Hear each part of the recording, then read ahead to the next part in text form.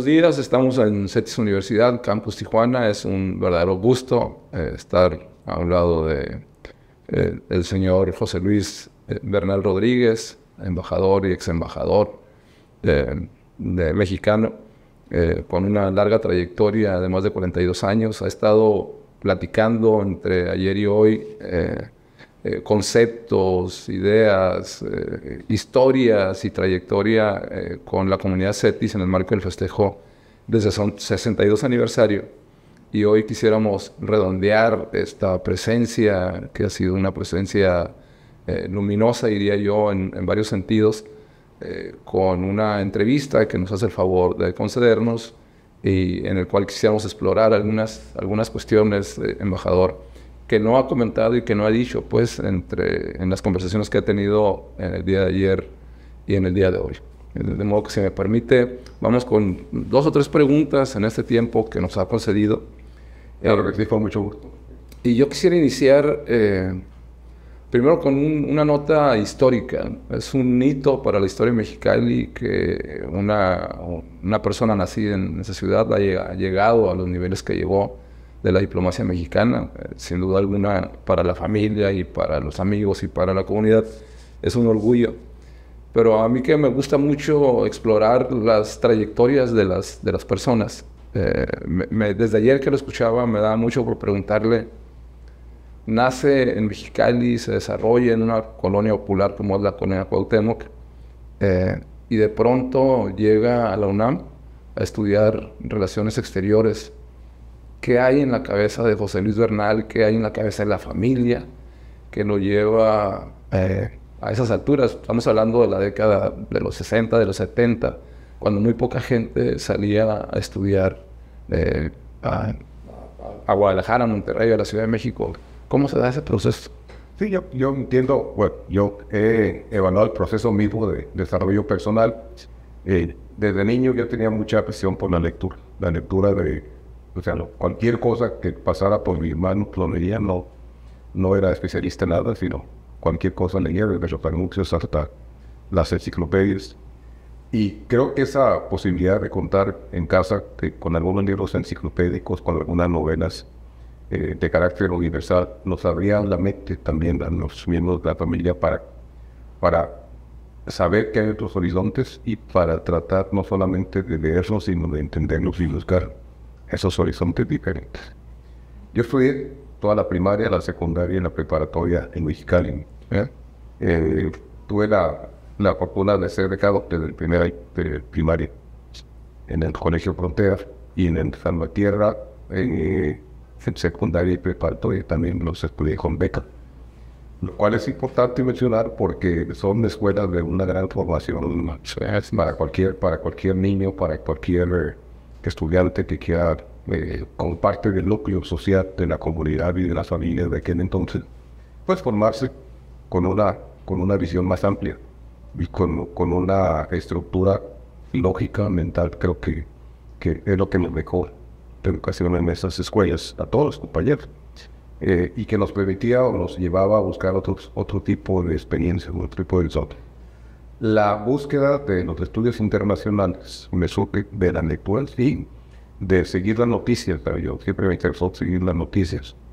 En casa siempre se recibía en periódicos, nunca faltó periódico escrito, gracias a que mis padres lo compraban diario.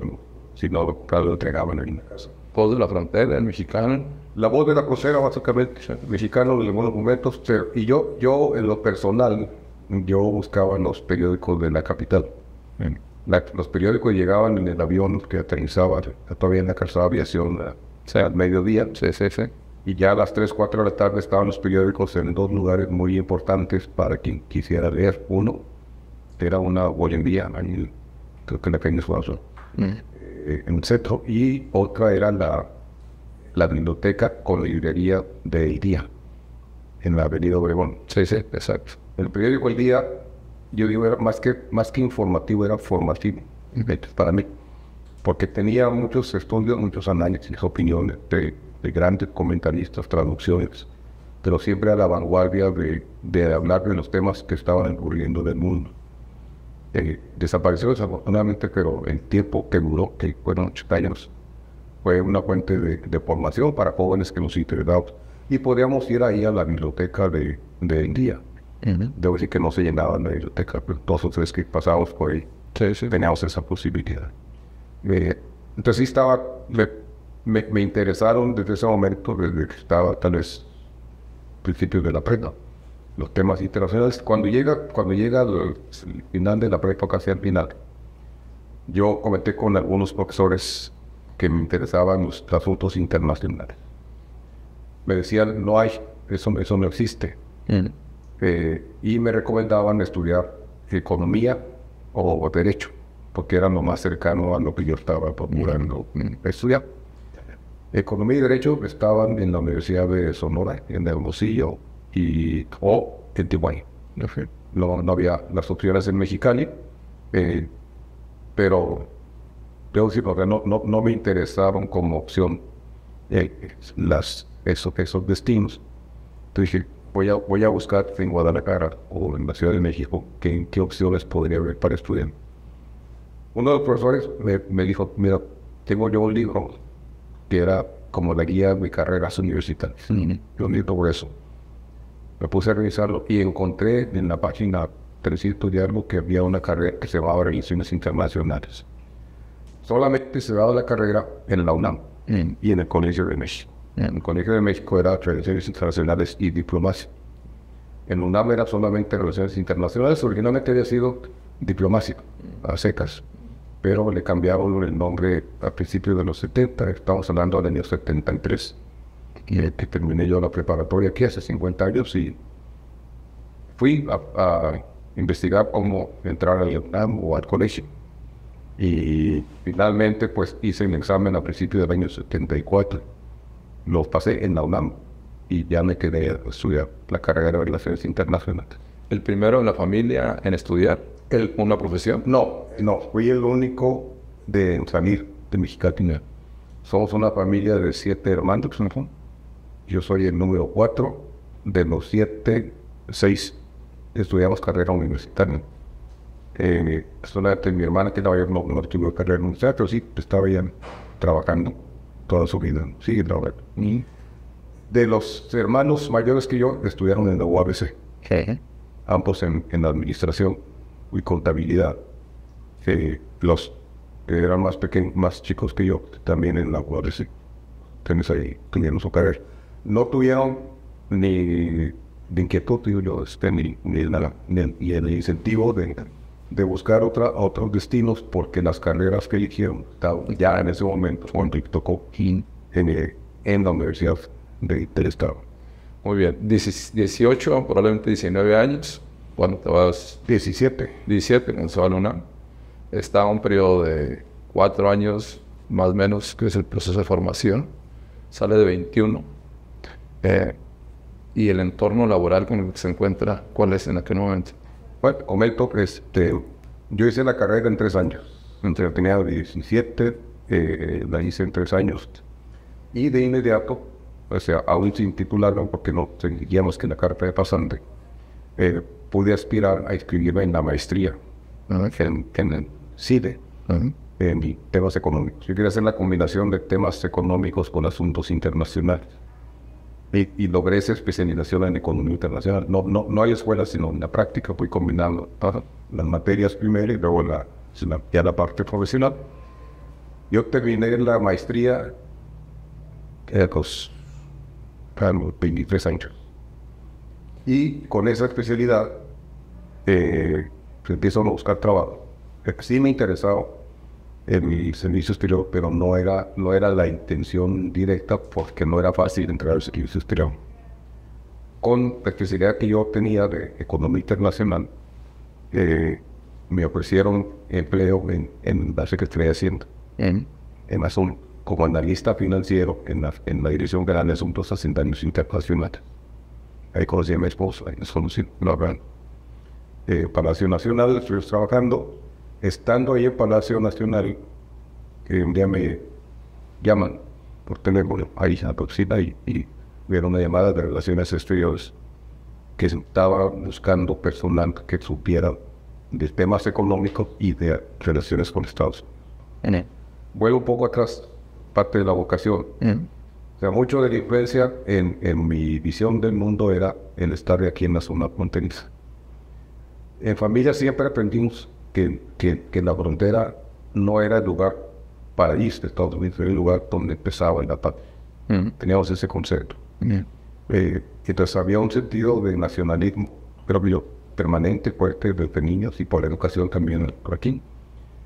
Pero el contacto permanente con el otro lado, el estar conociendo cómo se está desarrollando ese otro país. Visitas frecuentes a Los Ángeles, a San Diego, no más lejos que Los Ángeles, pero sí se daba cuenta de que había ese otro país, esa otra cultura, esa otra forma de desarrollarse, que había que entender por qué estábamos muy cerca y no los entendíamos, primero por el idioma y segundo porque teníamos entonces más diferencias de vocación nacional. Entonces, yo cuando estudié y combiné los temas de economía con relaciones internacionales, me especialicé en temas de Estados Unidos, de conocer Estados Unidos. No había especialistas en México, en Estados Unidos. Entonces, por eso me ofrecen esta incorporación a relaciones exteriores. Me interesó desde el primer momento, yo mi cambio de hacienda a relaciones, por la tarea que me están pidiendo que vaya a hacer allá.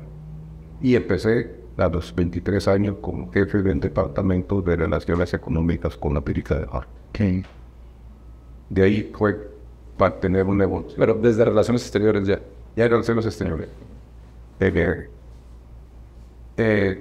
Tuve experiencias muy importantes desde el primer momento, una negociación muy fuerte que en 1979 buscaba un acuerdo con Estados Unidos para ingresar México al GATT.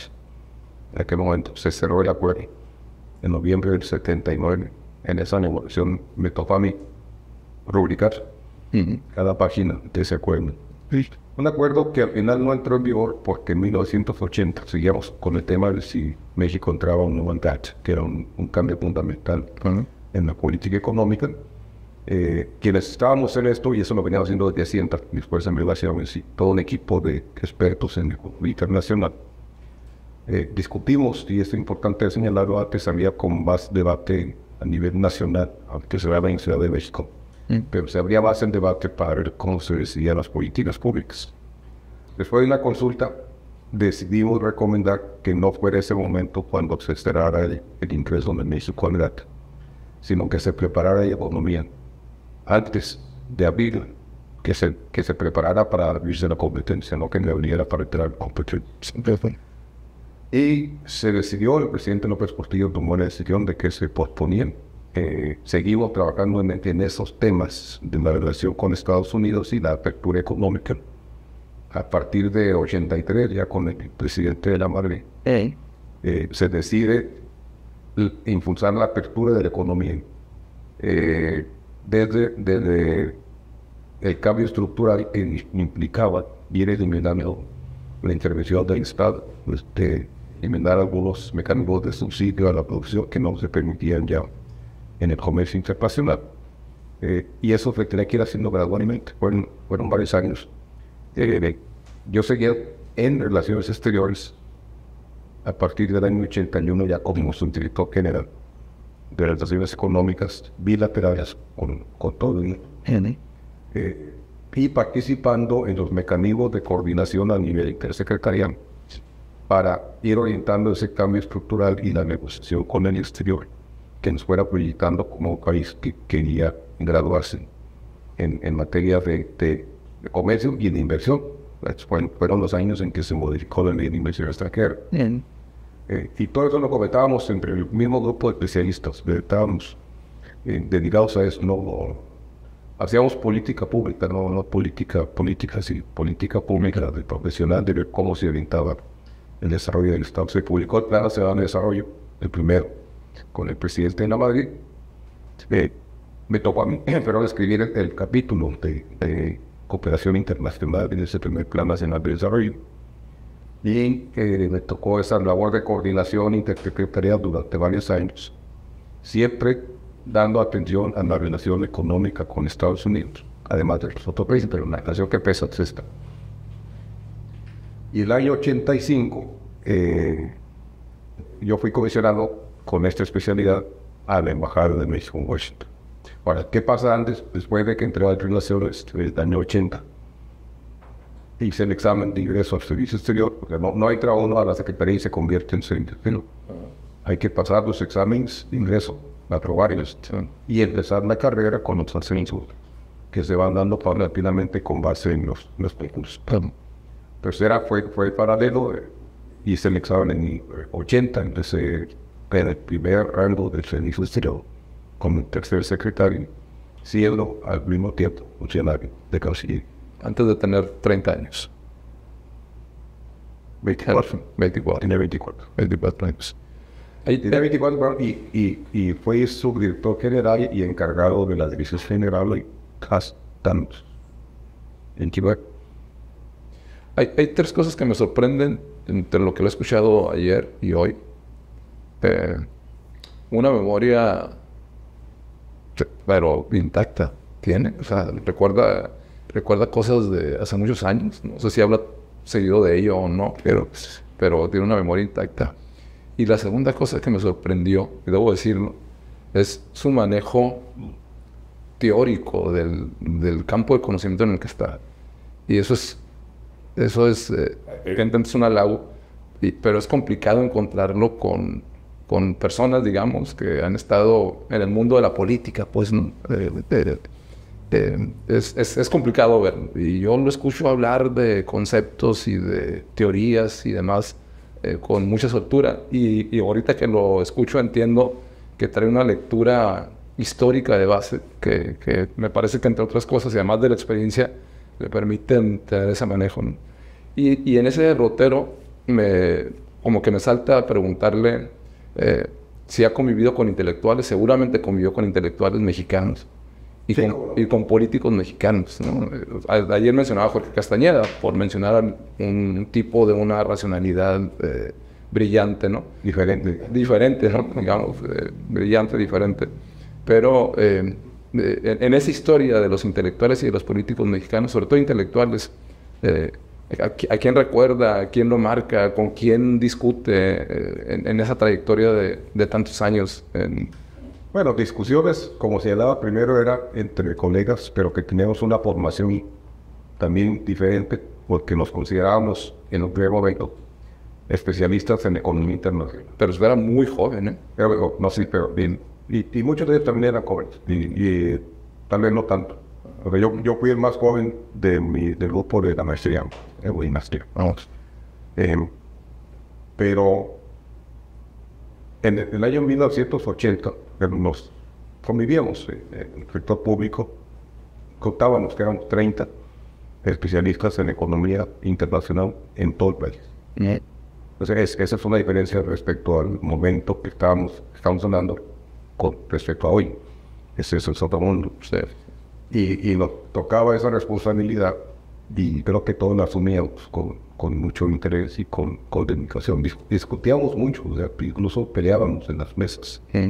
¿Por qué? Porque había diferentes visiones de cómo orientar el desarrollo o la apertura de México. Esa fue la discusión más fuerte que tuvimos en un momento histórico determinante del cambio de modelo. Y había compañeros, y seguimos siendo amigos, pero en aquel momento, no éramos enemigos, pero eran grandes discusiones. Sí, ¿por qué? Y cómo es. En materia intelectual, de los personajes que creo que en cuanto a verlo y cómo actuaba y cómo hablaba, Carlos Fuentes fue fundamental en no sentarlos uno a uno, sino escuchar cómo exponía él las ideas y cuál era su intención de su obra en la búsqueda de interpretar la identidad del mexicano. Sí. Podemos hablar de Octavio Paz. Yo no lo conocí cuando leí sus primeras obras. Aparte del laberinto de la soledad, lo demás no me atraía. Pero cuando conocimos a Carlos Fuentes en sus exposiciones, cómo hablaba en perfecto inglés lo que quería transmitir de lo que México es y de dónde venimos, eso nos marcó en un momento dado. Y me llevó a analizar más su obra completa y decir, o sea, ¿qué está buscando, qué está diciendo o por qué lo dice? Si uno ve la obra de Carlos Fuentes, es muy interesante de dónde parte y a dónde llega en cuanto a explicarnos de dónde venimos y por qué somos así, los mexicanos. Y yo digo, ¿y por qué tenemos que ser así? Por eso cuando hoy se debate incluso el modelo educativo, creo que tenemos que discutir no el contenido de los libros, sino el qué estamos enseñando a las nuevas generaciones, de qué es lo que determina el ser nacional. Hablaba yo del patriotismo, del nacionalismo, pero eso no es cualquier cosa, eso es lo que forma la mente del niño y que lo va a proyectar a familias como mexicana. Ya decidirá la persona si es tal o cual opción, pero el tema del ser nacional es muy importante. Está ahí con Jorge Castañeda, tuve una relación muy directa, porque cuando yo entré a trabajar en Relaciones Exteriores, el secretario era Jorge Castañeda Álvarez de la Rosa, papá, en Guadalajara. Y trabajé muy cercanamente a él. Estaba muy interesado en la reestructuración de la Cancillería, y nos invitó a un grupo de jóvenes, todos muy jóvenes y todos nuevos, para rehacer la Secretaría en 1979. Y a Jorge, pues, el actual, y ahora está su hijo también, comunicando buenas opiniones. Pues a Jorge Castañeda lo conocí joven, es un poco mayor que yo, un años mayor que yo. Pero yo trabajaba directamente con su hermano, su medio hermano, con Andrés Rosenthal, era mi jefe, jefe que tuve, conocí desde joven, y hemos tenido una muy buena relación. Todos los años, todos estos años de comunicación. No somos amigos frecuentes, pero sí somos amigos de antaño. Nos conocemos y invitado. Trabajé con él cuando fue secretario de Animación, sí, muy cercano. También apoyando en esos momentos y estaba en el centro. Es que esas historias a mí me parecen muy interesantes porque la persona es lo que su historia biográfica le dice ser, pero también se va componiendo de los entornos en los que está ahí con la gente con la que se relaciona, ¿no? Si uno lee Personas de Fuentes 2012, a propósito de Carlos Fuentes, te vas dando cuenta y dices, este tipo, además de que era brillante, ¿no? Tenía una cabeza iluminada, pues ¿con qué convivía? ¿No? O sea, empieza a hablar de medio mundo, o sea, pero gente de Bill Clinton, por ejemplo, ¿no? Me tomé una taza de café con Bill Clinton. Fui a París cuando Mitterrand tomó posesión y ahí platicamos con fulano y sutano. Es decir, ese tipo de relaciones y de convivencia están en un nivel en el que cotidianamente no ocurren las cosas. Pues, ¿no? Sí, ahora, en el plano político, sí, me ha tocado pues convivir y dialogar. O sea, no únicamente conocer, o sea, con la clase política mexicana, ni la comunicación permanente, todos los niveles. O sea, sí he conocido a los directivos de los principales partidos políticos. Por ejemplo, que hablamos de dirigentes actuales. O sea, con Dante Delgado tengo una relación que me trae de mucho país. Con Porfirio Muñoz Ledo tuve relación de diálogos. A veces eran muy intensos, pero sí, a veces muchas veces no estábamos de acuerdo, pero yo respetaba mucho su intención de buscar la reforma del Estado. Entonces, cuando él buscaba eso, yo escribí algunas notas sobre cómo la reforma del Estado debía de incorporar la reforma de política exterior, haciendo el análisis de lo que es la soberanía, cómo tenemos que defender la nota. O sea, sí, son cuestiones teóricas, sí, pero que tienen una expresión práctica. Sí. Y yo en esto recuerdo que yo decía, ¿no? Cuando hagamos la reforma del Estado y estamos en la política, yo tengo que dejarme claro que una cosa son los principios en la Constitución, principios de política exterior, y otra cosa son los fines. O sea, no es lo mismo que usar principios y fines. Que los fines es lo que perseguimos, y para esto tenemos que tener estrategia, instrumentos y tiempo.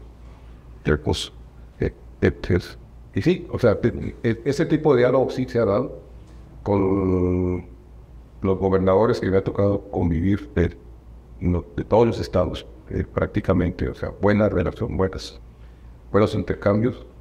Mi tarea ha sido pues, transmitir la experiencia, transmitir los conocimientos de lo que vemos en los países y propiciar que orienten algunas acciones para la cooperación.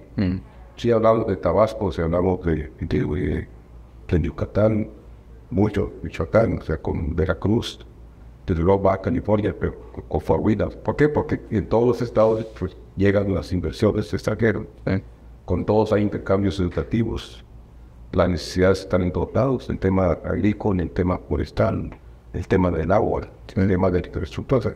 Entonces, ¿qué es lo que orienta mi vocación en pensar en cómo podemos apoyar el desarrollo a nivel local, a nivel específico de tal o cual región, de tal o cual sector?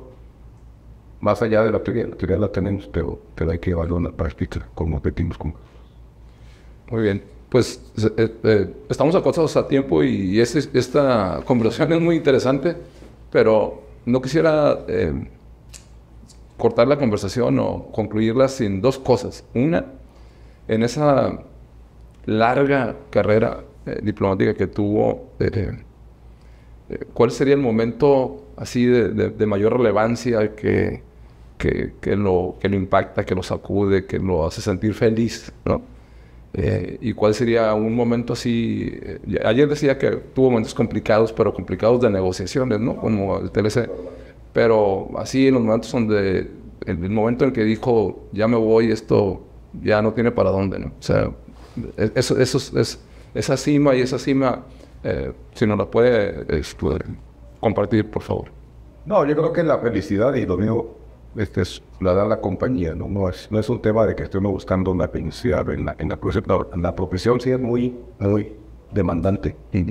Es una entrega total, como decía la canción, pero es la parte profesional. Sí. Y hay momentos, o sea, todos los momentos, creo yo, son de aprendizaje. O sea, no hay un momento que diga, o un país que digamos, fue más interesante que el otro, todos le buscamos el mejor momento, dar los mejores resultados, pero sobre todo aprender. O sea, en la etapa formativa, todos los 8 años que pasamos en Washington, trabajando en la relación bilateral de manera muy intensa y con muy buenos resultados. Yo no era embajador entonces, pero eso complementó lo que he dicho antes en la Cancillería y forjó una carrera que el siguiente paso fue el reconocimiento para ser embajador. O sea, no pasé por otras misiones, sino que mis rangos de primer secretario, consejero, ministro y los exámenes los ascendí siendo considerado embajador. Esa es la trayectoria, coordinador. No, primero es tercer secretario, segundo secretario, esto los cumplí en la Cancillería, lo primer secretario, consejero, ministro, en la embajada de Washington, y el siguiente paso es ser ascendido a embajador ya con nombramiento presidencial, o embajador de carretera. Cuando regresé a México como director general de Relaciones Económicas con América del Norte, y luego director general de Servicios Exteriores, que también es una posición muy interesante, que de gran responsabilidad. Ahí en ese momento fui ascendido a embajador. Y luego ya viene la etapa de ser titular de misiones. Cada una tiene su particularidad, tiene sus retos y tiene sus satisfacciones, porque la OCDE es un gran centro de investigación. Decía el embajador Carpizo, estaba en Francia en ese momento, habiendo sido rector de la UNAM, procurador general y comisionado de Derechos Humanos, cuando platicaba qué estábamos haciendo ahí, un día me dijo, esto está haciendo aquí un doble doctorado, pero trabajando, por todo lo que aprendíamos, todo lo discutíamos en términos de economía y políticas públicas comparadas.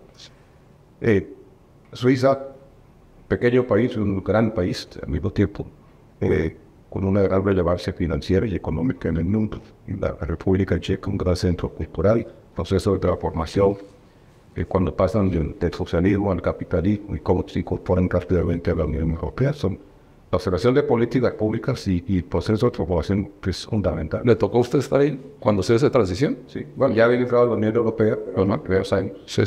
Pero estuvimos ahí. Entender en Corea el proceso de desarrollo desde el principio. Que una de las primeras cosas que hice yo mirando a Seúl fue buscar cómo habían hecho el proceso de desarrollo. ¿Quién es? ¿Cierto? Aquí es quien.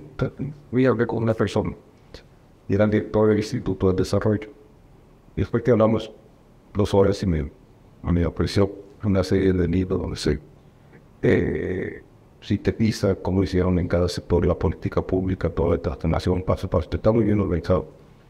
Y él dice, ahora dígame quiénes fueron los que iniciaron esto. Mira, me dio 2 nombres, el doctor O y el doctor tal. Y dije, ¿quién era este otro doctor? Dice, era mi padre. Y yo continué con su labor. Ayer una línea histórica muy interesante.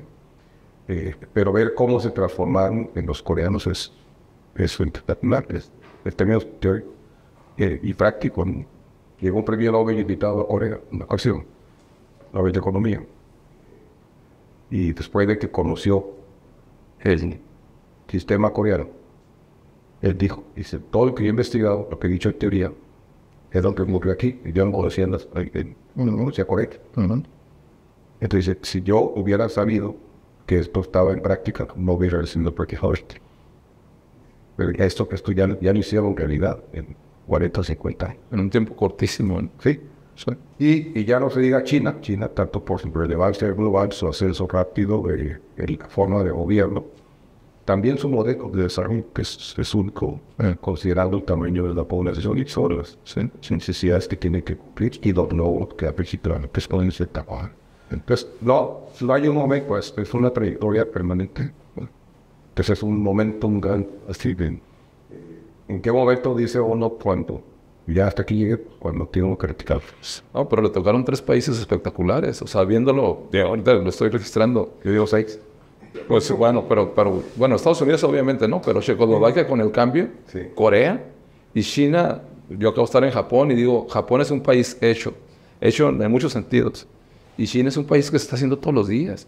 Si las torres de construcción que hay en China, es impresionante lo que hay ahí en ese país. Sí, es algo que no se puede narrar. No se puede narrar. Será. No. La verdad es que yo estuve en China y regresé y me pregunta, ¿cómo es? Me quedé que no lo puedo decir. No lo puedo describir. Bueno, volví 20 años después y era aún, o sea, 1000 veces más espectacular. O sea, menos narrable, menos...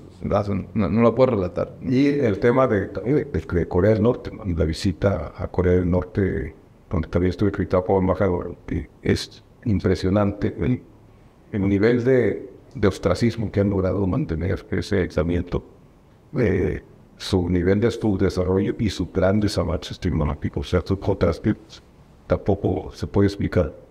Pero finalmente están ahí, están en el tablero político mundial, marcando ritmos, amenazando con lo nuclear, negociando a nivel de Rusia, de China, enfrentando a los Estados Unidos, mandando misiles sobre Japón. Entonces, es un país que dice, no, pues, ¿qué es eso? No? Pues es algo que también hay que entender, hay que estudiar. Y es muy difícil también de explicar. Le faltó la India. Estuve de visita en una comisión también, pero no en misión permanente. Ahí estuvo Octavio Paz, ¿no? Sí, y tiene un gran escrito sobre la India. Sí. Es de referencia, tiene una visión, ahí se llama visión de la India. Tiene una visión muy interesante de la historia activa de la India. Es decir, poca gente conoce, incluyendo los indios. Sí. El tipo era un iluminado. No me puedo cerrar esta conversación sin preguntarle, para fines de los alumnos, y como mensaje es... Ayer hablaba de los claroscuros de México, ¿no? Y lo hacía también de una forma muy interesante. Pero lo escucho hablar ahora y digo, un tipo preparado, un tipo capaz, un tipo que trabaja, y en este caso José Luis, pero puede ser cualquier otro, si tiene expectativas, si hay posibilidades, si hay ascensos logrados con el trabajo y con honestidad, aún en esos ambientes en donde la población en general mexicana tendemos a decir la política, el político, el gobierno, ¿no? Yo lo escucho, lo veo, lo escucho y digo, trae lecturas, tiene muy claro desde los 17 años a dónde quiere ir. Obviamente llega a espacios laborales que lo van haciendo aprender, que lo van haciendo caer, que lo van haciendo levantarse, pero hay una trayectoria muy clara de aprendizaje y de crecimiento, pero en función también de capacidades y de honestidad. Eso me parece que abre una expectativa y un sentido de esperanza muy importante para los estudiantes universitarios. Yo creo que es fundamental evitar este sentimiento de que no todos son fanáticos, no todos son iglesias, no todos son componentes. Desafortunadamente la política mexicana se ha partidizado y ha partido también a la sociedad.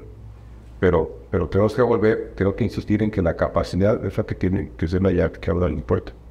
Yo le decía a los estudiantes, una lección que yo tengo y quiero transmitir, o sea, hay que estudiar todos los días. El estudio no se acaba. Si ya me gradué, si ya me titulé, si ya encontré un trabajo, eso no implica que me quede de estudiar, no solamente de leer o de escuchar las noticias, sino de leer cosas que nos sigan formando y que nos sigan actualizando sobre cómo está evolucionando el mundo. Puede ser un ingeniero, puede ser un comunicólogo, pero todo está evolucionando. Hay que mantenerse al día e irse, en muchos casos, adelantando a lo que conocemos. Y el tema de la honestidad creo que es fundamental. O sea, no soy un caso único, comentábamos hace un rato. Pues amigos y compañeros con los que nos reunimos ahora como retirados, son 2 embajadores. Todos, no puedo decir sí, pero todos somos intachables. ¿Por qué? Porque representamos no a un gobierno, no entramos ahí por partido, ni entramos por conveniencia o por recomendación política. Entramos a formar un cuerpo del Estado, que es el cuerpo profesional del Estado, que se llama Servicio Exterior Mexicano, que tiene sus reglas, que tiene su mérito. O sea, cualquier cosita, si alguien se desvía, tiene su castigo. Tenemos mecanismos de disciplina, tenemos mecanismos también de expulsión. Y es una ley especial para el civil, así como los militares. Entonces, no todos los sectores en el gobierno tienen ese tipo de responsabilidad y de normativa. Acá la tenemos, el Servicio Exterior Mexicano existe, es un cuerpo profesional, representa al Estado. Pero el Estado está representado por el gobierno. ¿Sí? El gobierno tiene 3 ramas. Y también tenemos el resto del país, como los gobernadores, los alcaldes, las legislaturas y sobre todo los sectores. Representados al sector industrial, comercial, a los importadores, a los exportadores, a los productores agrícolas, a los industriales. A todos tenemos que atender. Cada uno lo hacemos en nuestra especialidad. Habrá quien le guste el derecho internacional, otro le gustará el derecho multilateral, otro se irá por el tema de la historia, la comunicación, la literatura, la promoción cultural, pero coincidimos en esa idea de que tenemos que promover el interés nacional con una misión institucional.